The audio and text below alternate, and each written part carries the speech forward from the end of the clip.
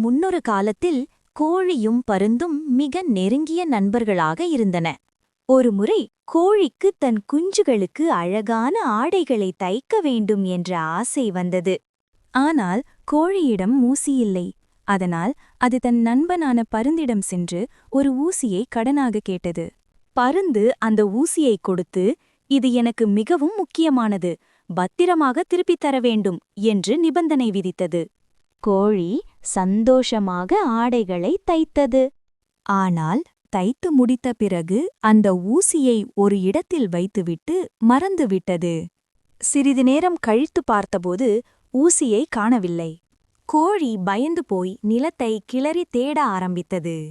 அப்போது பருந்து வந்து தன் ஊசியை கேட்டது. கோழி பயந்து கொண்டே உண்மையைச் சொன்னது. பருந்துக்கு கோபம் வந்துவிட்டது. "எனது ஊசியை கண்டுபிடித்து தரும் வரை உன் குஞ்சுகளை நான் தூக்கிச் செல்வேன்" என்று கூறிவிட்டு பறந்தது. அன்று முதல் இன்று வரை பருந்து வானத்தில் வட்டமிடுவதைக் கண்டாலே கோழி தன் குஞ்சுகளை பாதுகாக்க ஓடிச் சென்று மறைத்துக் கொள்கிறது.